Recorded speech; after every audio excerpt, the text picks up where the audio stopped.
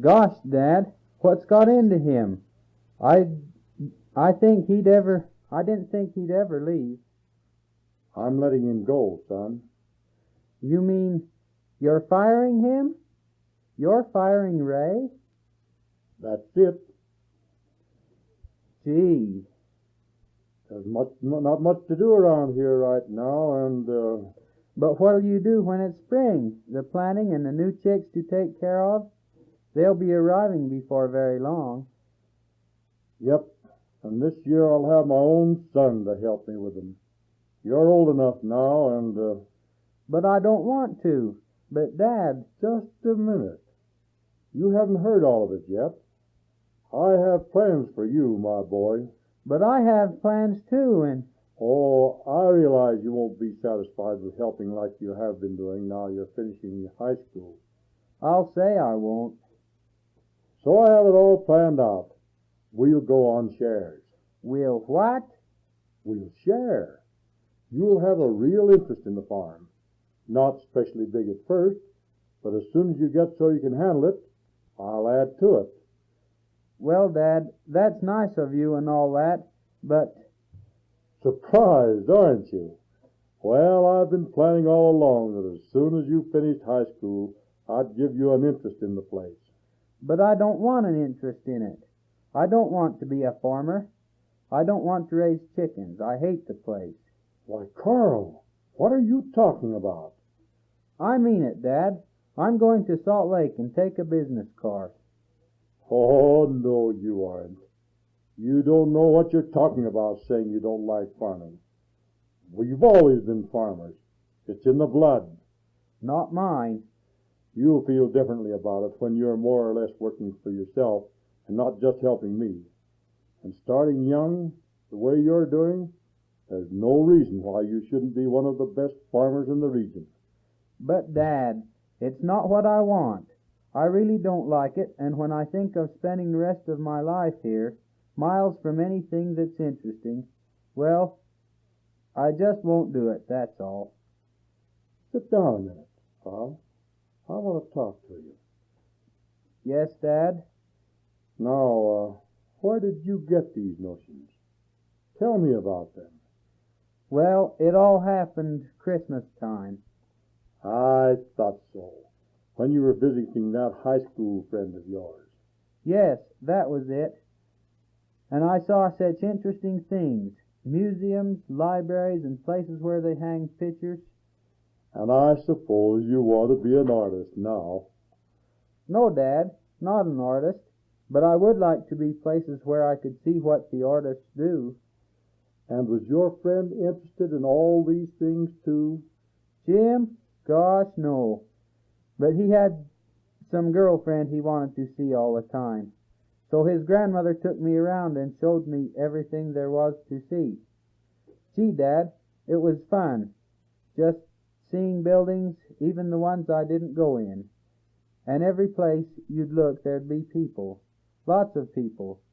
And all of them going someplace. Everybody interested in something. I see. So that's the reason, Dad, that I've got to live in a city. That's the reason I'd rather take a business course than live on a farm where nothing ever happens. And how did you intend to pay for this business course? Well, I thought maybe you'd pay the tuition, and I could help, of course, by earning my living expenses somewhere. How? What would you do? Sell eggs for somebody? Oh, no, I couldn't do that. Whole garden? City people don't have gardens big enough to count, Dad. Exactly. No, son. Everything you know how to do is farm work. This is where you belong.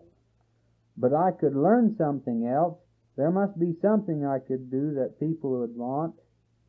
Carl, ever since you were born, I've dreamed of the day you'd take your place beside me on this farm.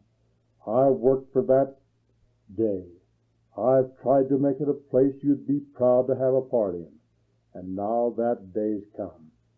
I need you, Carl. You wouldn't need me if you'd keep Ray. Besides, what'll he do now? Oh, don't worry about him. He's a good worker. He'll find another place. And then I've kept him long enough. My duty is to you now. He realizes that. But, Dad, gosh. Step over here to the door, son. Okay.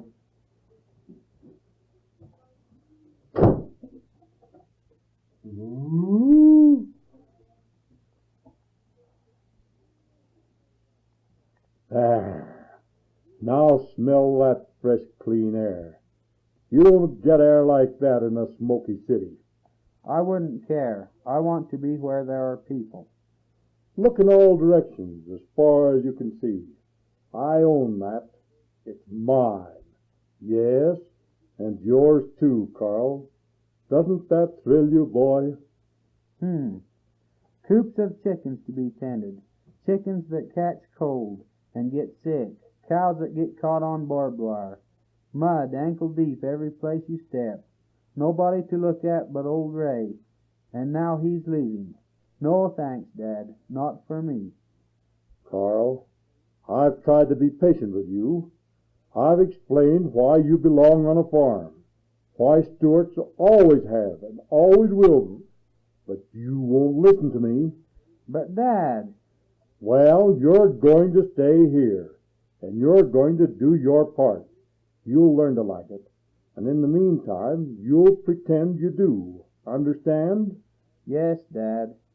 Now get in that truck and drive the eggs to town. And mind you're back in time for milking. It's got to be done before sundown, you know. Yeah. And Carl. Yes? I don't want this subject brought up again. We're through discussing it. I know what's best for you, and we'll drop the whole matter. Remember what I've said now. Yeah, sure, Dad. I'll remember.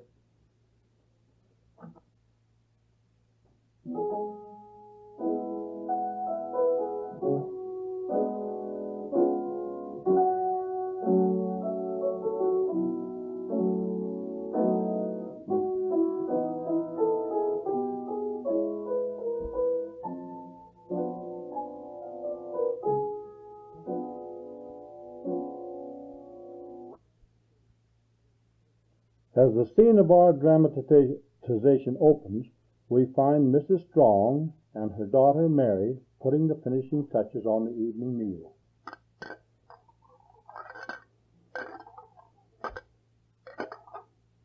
Now, Mary, if you'll just go call your father, we'll eat. We won't wait any longer. Seems to me he's always late. I can't understand how he gets just coming away with it. I never could. Oh, Daddy, I was just coming to tell you Mother's ready. That sounds good to me. I'm starved. And look, hot biscuits and honey, my favorite fruit. Pass me one, Mother. I'll begin on that. Oh, Philip, you just never grow up, will you? Favorite fruit, the idea. Well, thank goodness I don't have to count my calories or whatever it is you count, like you girls do. Now, Mary, a good meal of these biscuits and honey would put some meat on you. Oh, Father. And besides, I've an idea there's money in counting calories. What do you mean, money? Well, I've been doing a lot of thinking, and I've decided on a shortcut to wealth and fame. Wealth and fame. Sounds interesting. Just what's on your mind, my dear? Well, I've just decided that all these college requirements are, well, just plain silly. Silly, huh? Well, maybe you're not so far wrong, Mary. A lot of people are beginning to question the way we organize so much of our high school work around college entrance requirements instead of around the needs of the majority of our boys and girls. But I'm interested in knowing how you started thinking about it. Well, we've been having some discussions about things that kids can do when they grow up and the kind of training they need to do these different jobs. That sounds interesting. And what are your conclusions? The thing that appealed to me was the idea of a business of my own. Well, owning a beauty shop. And so I've decided to learn the beauty business instead of going to college. But, my dear, not go to college? Why, our family has always gone to college, and all our friends. Oh, Mary, surely you can't be serious. And why not? 4 years is a long time to spend before you begin to earn. I figured it all out. Mary, I'm glad you're thinking about these things seriously. One of the most important jobs you've got ahead of you is to decide what you want to do. I know this is what I want to do, and I don't want to go to college. But, Mary, none of our people have ever been in business. I mean, like this. We've been in professions and... As if the beauty weren't a profession. It's an art. It requires preparation and not a lifetime of it. Mary, would you like us to look further into this beauty business and talk to different people about it in order to find out more about the training that's required? Oh, would you, Dad? Yes, we will. And then when we know more, we'll see if college fits into the picture anywhere. I'll answer that. I think it's for me. Oh, Philip, what will we do? My dear, Mary has a mind of her own, and we must be careful. The only thing we can do is to be interested in what with her so we can leave the way open to talk with her further. Unless we can talk about it a lot more, we can't help her think through carefully instead of jumping at conclusions. But not go to college, Philip? Surely you must realize. I do, but it doesn't have to be settled tonight. I'm willing to wager that if we are interested in it with her and are really willing to help and go into it honestly, that she'll see that a good businesswoman, a beauty shop manager, will be better off and more successful with college training behind her. You're right, dear. Absolutely. You see, we can't help her at all if we shut her up and make her think we don't approve. Maybe we don't agree, but she'll be willing to listen to all sides of it if we don't pick on her and her ideas.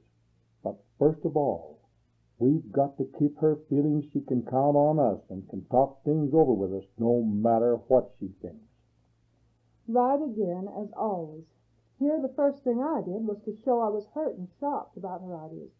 You have a great understanding heart, Philip, and that's where the welfare of our family finds security.